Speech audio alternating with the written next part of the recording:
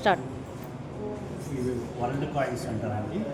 ప్రపంచ దేశాలన్నింటిలోనూ నాణ్యాలు ముద్రించిన నాణ్యాలండి ఇవన్నీ. ఎలిజబెత్ కానీ అన్ని వరల్డ్ కాయిన్స్. ఇది వరల్డ్ కరెన్సీ అంటారు, పేపర్ మనీ. టిబెట్ కరెన్సీ 1950 తర్వాత చైనాలో ఆక్యుపై చేసుకున్నారండి. క్యూబా, ఇలా డిఫరెంట్ కరెన్సీ అన్ని డిఫరెంట్ కంట్రీస్ కలెక్షన్ అండి. మన ఇండియన్ వచ్చేసరికి హిస్టారికల్ ప్లేస్లో 16 మహాజనపదాలు ఉంటాయి.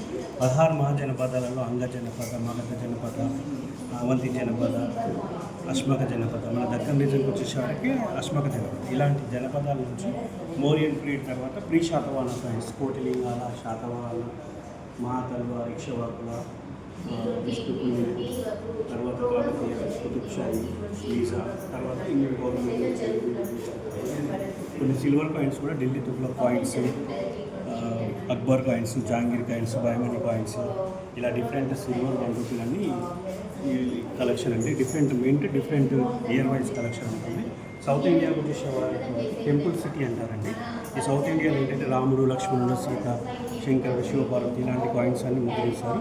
1917లో ముద్రించిన 1 రూపీ నోట్ అండి. ఇది బ్రిటిష్ వారు ఫస్ట్ 1 రూపీ. ఓకే. తర్వాత వచ్చేసరికి నిజాం కరెన్సీ అని, అది ఇండియా మొత్తంలో బ్రిటిష్ కరెన్సీ ఉంటుంటే ఇండిపెండెన్స్కి ముందు మన హైదరాబాద్ సంస్థానానికి, హైదరాబాద్ స్టేట్కి మాత్రం ఈ నిజాం కరెన్సీ ఉండేదండి. నిజాం కరెన్సీ.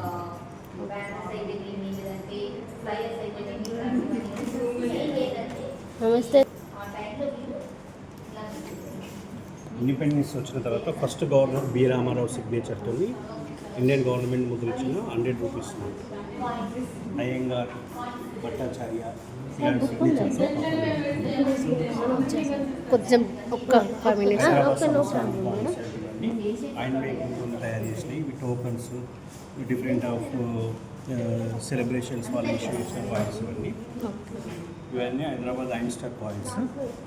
ఇక్కడికి వచ్చేసరికి ఇండియన్ గవర్నమెంట్ ముద్రించిన నాణ్యాలు బాంబే, హైదరాబాద్, నోయిడా, కలకత్తాలో ముద్రించిన నాణ్యాలు 1950 నుంచి 2025 వరకు ఆజాదీ కా అమృతోత్సవ్ కాయిన్స్ కూడా ప్రతిదీ సీక్వెన్స్లో year wise, mint wise collection చేస్తాము. ఇవన్నీ ఫుల్ డీటెయిల్స్ కాయిన్స్. ఇది ఫనా కాకతీయ పీరియడ్లో మనకు కొన్ని గోల్డ్ కాయిన్స్ కూడా ఇష్యూ చేశారు వాళ్ళు. అయితే విజయనగర పీరియడ్లో, కాకతీయ పీరియడ్లో, మెయిన్గా శాతవాహన పీరియడ్లో కూడా చాలా వరకు కాయిన్స్ వాళ్ళు ఇష్యూ చేశారు. అన్ని పంచమార్క్ కాయిన్స్ అవి. అంటే ఒక్కొక్క రాజు గుప్తుల పీరియడ్లో ఇంకెక్కువ అయినాయి అనమాట. మెచ్యూర్డ్ స్టేజ్ ఆఫ్ కాయిన్స్ అంటే మనకు గుప్తా పీరియడ్లో వచ్చినాయి గోల్డ్ కాయిన్స్. గుప్తుల అంటే వాళ్ళ కాయిన్స్ని బట్టి ఆ రాజులు ఎంత గొప్పగా, ఎంత వైభవంగా రాజ్యాన్ని ఏలారని చెప్పేసి మన కాయిన్స్ని బట్టి